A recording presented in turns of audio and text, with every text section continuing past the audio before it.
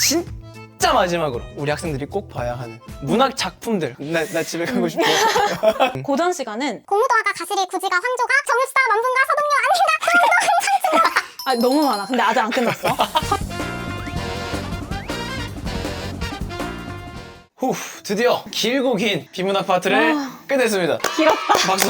하지만 이제 여기서 영상을 끝내면 안 돼요. 끝이 아니야. 끝내면 안 되기 때문에 이제 문학 파트를 우리가 어떻게 공부했는지 고전 시간부터 어떻게 공부했어? 일단 무조건 필수 어휘부터 외워야 돼. 그러니까 고전시가 어휘 이렇게 네이버에 검색하면 엄청 나오거든. 맞아. 그래서 막 100개, 1000개 이런 식으로 정리해 놓은 리스트가 나와. 맞아. 그러니까 적어도 거기에 있는 친구들은 뭘 외워야 되지, 뭘 공부해야 되지 이렇게 방황하지 말고 그런 거 검색해서 정리된 자료로 먼저 외우고 시작하면 좋겠고, 이런 고전 어휘들은 모르면 그냥 이해하기가 어렵다 보니까 이것만 깔끔하게 정리하고 암기해도 충분히 훨씬 쉽게 풀어낼 수 있을 거야. 그래서 이런 것들은 조금 영단어 외우듯이 어느 정도 그냥 암기식으로 좀 외워야 하는 부분들이 있어서 막 여기 날 잡고 막 100개 외우고 있고 이런 것보다는 자투리 시간 좀 활용해서 틈틈이 그리고 아주 꾸준히 외워서 내가 아예 아는 단어로 만들 수 있게끔 그렇게 정리를 하면 가장 좋을 것 같아.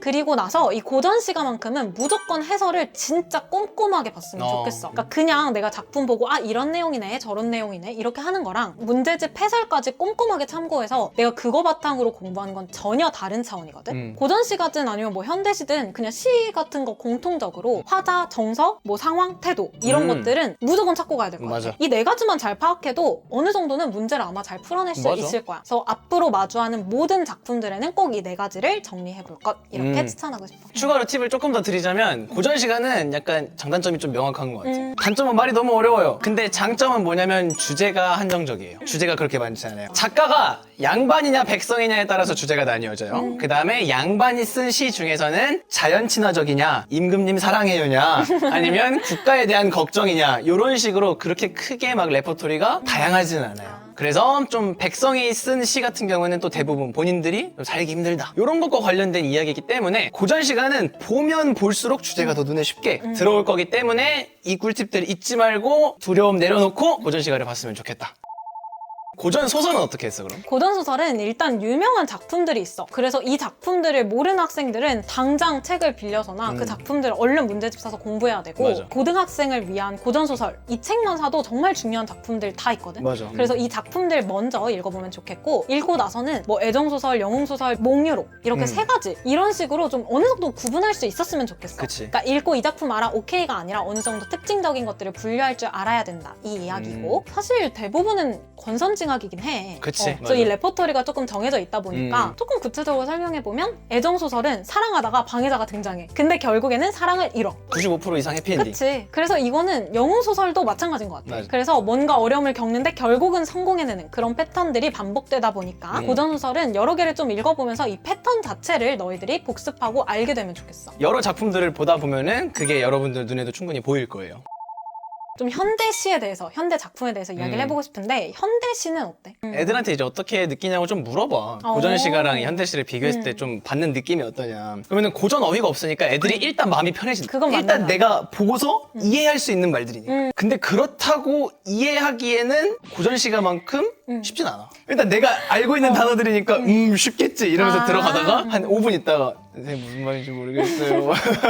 왜 그러냐면 현대시의 특징이 뭐냐면 주제가 너무 많다 보니까 좀 그걸 극복하기 위해서 아까 추천했던 방법인 문제에 있는 보기를 먼저 보고 작품을 봤으면 좋겠다. 왜냐면 그 보기에는 이 현대시가 쓰인 시기라던가 아니면은 주제라던가 그런 것들이 많이 나와 있기 때문에 이 주제를 좀 확정하고 작품을 읽을 수 있다. 훨씬 이해하기 쉽다라는 거지. 팁을 좀 드리자면은 이거는 현대시는 좀 각 시대별로 주제가 좀 틀이 잡힌다는 거. 예를 들면 뭐 일제강점기 또는 독재정치 시기 뭐 그리고 그 이후 이렇게 세 가지 정도로만 나눠도 좀 주제가 조금씩 나눠져서 읽기가 편하다. 그리고 각 시기별로 좀 대표적인 시인분들은 알아뒀으면 좋겠다. 그치. 일제강점기는 뭐 윤동주 시인, 이육사 시인, 참여시, 독재정치 시대 때는 김수영 시인, 신동엽 시인 이런 분들이 있겠지. 그래서 이런 분들의 대표적인 시 또는 대표적 작품들은 한 번 정도 봤으면 좋겠다라는 거. 시는 화자, 상황, 정서, 태도 이 네 가지를 무조건 찾아야 되고 그치. 이 네 가지만 어느 정도 잘 정리하면 분위기를 어느 정도는 파악할 수 있어. 맞아. 시다 보니까 느끼면 돼. 그러니까 긍정적인지 부정적인지 현실이 어떤 상황인지를 조금 느끼고 들어가면 일단 엉뚱한 선지, 말도 안 되는 선지들은 소거할 수 있다는 거지. 그리고 중요한 건 아까 현우가 강조했던 것처럼 이 작품의 시대적인 배경을 알아야 돼. 그래서 이 배경과 관련된 문제들이 조금 난이도 높게 출제되는 경우가 많기 때문에 배경들이랑 좀 같이 연결해서 열심히 공부하면 좋겠는데 어느 정도 문제집 사면 정리가 되어 있어. 맞아. 그래서 그 작품의 시대적 배경이나 중요한 포인트들이 정리되어 있으니까 그걸 반드시 확인했으면 좋겠고 이 시대적 배경을 보통은 알려줘. 진짜 보기에서든. 맞아. 그래서 이런 것들 먼저 잡고 가는 게 이렇게 순서만 바꿔도 훨씬 쉽게 문제를 풀 수 있다는 거. 그리고 제목도 굉장히 큰 힌트야. 모르는 작품이 나왔을 때는 제목 먼저 보는 거 요거까지 좀 추천할 수 있을 것 같아.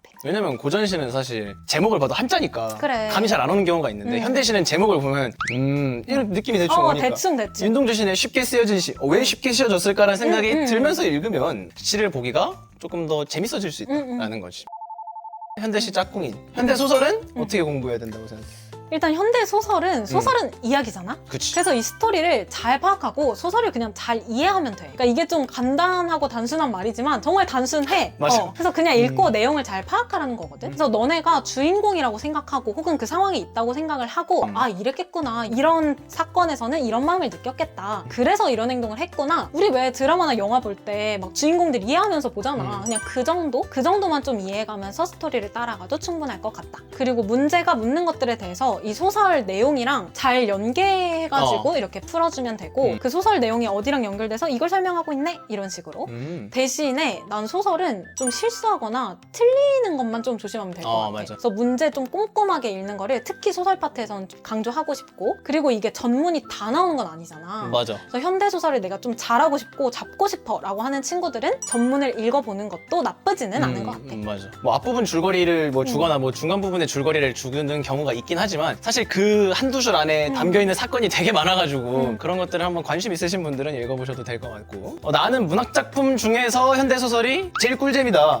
왜냐하면 주제, 인물, 왜 싸우는지 그런 갈등 양상들이 너무 다양해 다. 그래서 몰입해서 보는 재미가 있어. 우리 시는 아까 말했던 것처럼 화자의 상황, 정서, 태도를 파악하는 게 좀 중요했다면 소설은 뭐냐? 인물, 사건, 갈등 요 세 가지를 파악하시면 돼요. 각 인물이 어느 상황에 처해서 어느 사건을 겪었는지 그리고 누구와 싸우고 각 인물의 내적 갈등은 어떻게 이루어지고 있는지 보시면 됩니다. 그걸 가장 잘할 수 있는 방법이 내가 말한 빙의법이에요. 너무 편해요, 그러면. 근데 가끔씩 내가 주인공이 잘 안 되겠다 싶으신 분들은 주원이가 말한 것처럼 드라마 보면은 어쨌든 드라마는 카메라가 찍어준 걸 보는 거잖아요, 우리가. 맞아. 그럼 그 카메라로 이 사람들의 상황을 보고 있다고 생각하셔도 돼요. 그런 방식으로 좀 현대소설을 재밌게 읽어주시면 삭막한 국어 공부 시간에 좀 한 줄기 빛이 될 수 있지 않을까 그런 생각도 듭니다. 그러면 이제 마지막으로 시나리오와 극은 어떻게 공부해야 될까?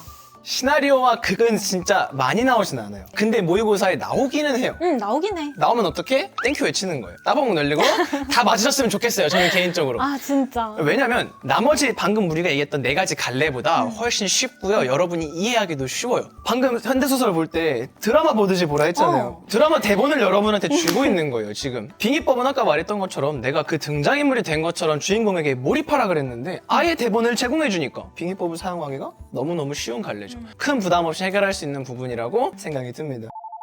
우리가 문학을 분야별로 모두 정리했고 그러면 근데 이렇게만 얘기하면은 스튜디오 S의 지면목이 아니다. 조금 더 나가야 돼. 아직도? 한 발 더 가야 돼. 진짜 마지막으로 우리 학생들이 꼭 봐야 하는 문학 작품들 우리 고전 시가부터 한번 정리해주자. 이거 진짜 많은데 어떻게 여기서 다 말할 수 있을까? 나 집에 가고 싶어. 일단 중요한 거니까 이야기를 해보면 고전 시간은 공무도화가 가시리 구지가 황조가 정읍사 만분가 서동료 안림가 똥동 상충곡 너무 많아. 근데 아직 안 끝났어. 서경별곡, 관동별곡, 소미인곡, 청산별곡, 정과점, 쌍화점, 삼호곡, 한림별곡 정도는 꼭 봐야 된다고 생각해. 애들 갑자기 고전 시간 공부 안 한다니까. 아니야. 그래도 이게 진짜 필수 작품이고 여기 안에서 다 나온다고 보면 돼. 그러니까 내가 말한 이만큼만 봐도 정말 어려움 없을 거고 자막으로 잘 나왔지. 내가 조금 너무 길어가지고 호흡을 좀 힘들었는데 어쨌든 요 정도의 작품은 그래도 봐야 된다. 소설, 고전 소설 같은 경우에는 우선 아까 얘기했던 각 갈래별로 좀 추천을 해드리자면 애정소설은 이 김시습의 이생규장전. 무조건 봐야 아까 돼. 이제 얘기했던 대부분 95%가 해피엔딩인데요. 요건 해피엔딩이 아니에요. 그래가지고 좀 추천을 드리고 싶고 저는 주원이만큼 많이 하지 않아요. 영웅소설은 당연히 홍길동전, 그리고 임경업전이 있고 여성 영웅 소설에서 유명한 게 홍계월전과 박시전이죠. 무조건 봐야 돼. 무조건 봐야 돼요. 구운몽. 전 어릴 때 구운몽이라고 했을 때 몽을 왜 굽냐?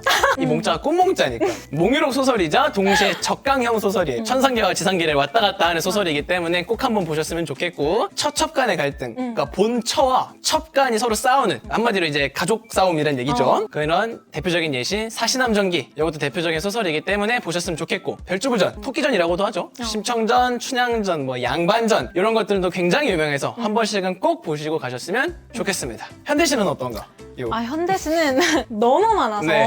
진짜 뽑기가 어려운데 그래도 맞아. 뽑아보면 맞아, 어려워. 백석, 한용운, 조지훈, 유치환, 김용택, 김소월까지 이 시인들의 작품은 꼭 알아야 돼. 진짜 꼭. 맞아. 그래서 백석의 여승이나 아니면 김소월의 접동새 그리고 신동엽의 뭐 누가 하늘을 보았다는가 이런 작품들도 너무너무 중요하고 이 경우에는 작품뿐만이 아니라 작가의 시대적 배경이랑 연결해서 무조건 공부해야 돼. 그렇지. 왜냐면 시어가 의미하는 게 그 시대적 상황과 연결되어 있는 경우가 굉장히 많기 때문에. 그렇지. 그래서 다음으로 현대 소설은 소설, 현대 소설도 진짜 너무 많아. 너무 많은데 그래도 좀 책에 많이 실려 있는 대표작 좀 얘기를 하자면 순환이대, 동백꽃, 그다음에 천변풍경, 태평천하, 운수 좋은 날, 사랑손님과 어머니, 그다음에 커피단리. 요 정도 등이 있을 것 같아. 그래서 사실 극시나리오는 저희가 추천드릴 건 없어요. 그냥 편하게 읽으시면 돼가지고 저희가 그거는 네. 왜냐면 그 나온 데이터가 그렇게 많지도 않고 사실은 그러다 보니까 그냥 나오면 편하게 읽어주시면 될 것 같습니다. 자, 그럼 이제 국어공부법의 진짜 마지막까지 왔어. 진짜 마지막이야. 나 자신 수고했다. 그래서 이 마지막으로 문법과 매체를 아직 우리가 안 다뤘단 그렇지. 말이지. 엄매. 이 문법과 매체는 얼마나 시간 투자를 해서 공부해야 될까? 시간 투자라고 하면은 사실 우리가 수능 볼 때는 화작하고 문법이 이렇게 합쳐져 있던 시기였잖아. 그렇지. 그러다 보니까 엄매의 시간 투자를 얼마나 해야 할지에 대해서 좀 확실한 답을 드리기는 힘들다. 경험에 비춘 답을 드리긴 조금 어렵지만 문법 공부에 중점을 둔다고 조금 생각을 하면은 방학 때 한 번 마음 딱 잡고 문법 개념 싹 돌린 다음에 그 다음 학기 중에 뭐 한 일주일에 한 번 정도씩 문제를 1시간 이렇게 해서 좀 감을 잃지 않을 정도로 계속 꾸준히 끌고 가는 게 좀 좋지 않을까. 왜냐면 근데 이 부분은 앞에서도 쭉 문법 같은 경우는 전문가시잖아요. 그러니까 한 번만 더 자세하게 설명을 좀 해줘. 그래서 현우가 뭐 문제풀이 일주일에 한 번씩은 꾸준히 해라 이야기를 했는데 그러려면 개념부터가 잘 정리돼 있어야 그렇지. 돼. 특히나 문법이랑 매체는 개념이 가장 중요하기 때문에 그냥 막 문제 풀고 나서 그냥 정답과 오답 막 이렇게 꼼꼼하게 이렇게 하지 않고 그냥 막 푸는 거는 진짜 도움이 안 돼. 그래서 막 푸는 것보다도 풀고 나서 정답과 오답을 아주 꼼꼼하게 공부하고 분석하는 게 가장 중요한 것 그치. 같아. 그러니까 그만큼 꼼꼼하게 공부해서 시간 낭비를 줄여. 그때로 공부 끝내라고. 그게 가장 중요한 것 같고 구체적으로 좀 이야기를 해보면 문법은 방학에 진짜 한번 쭉 정리해서 제대로 끝냈으면 좋겠어. 그러니까 이 문법을 계속 끌고 가는 순간 끝이 없고 너무 비효율적이거든. 맞아. 그래서 계속 기출문제 풀면서 내가 모르고 헷갈렸던 것들 계속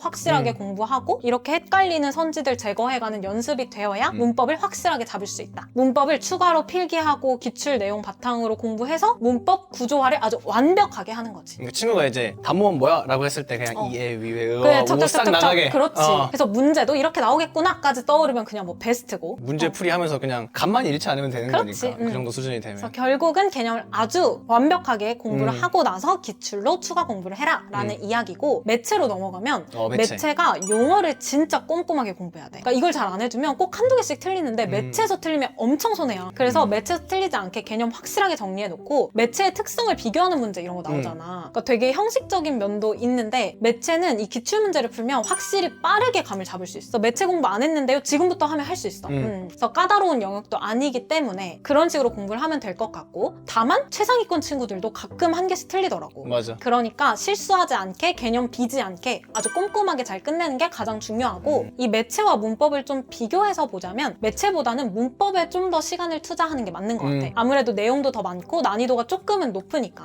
그렇지. 그 문법은 개념을 모르면 못 풀어. 그래서 비중은 조금 더 문법에 두어라.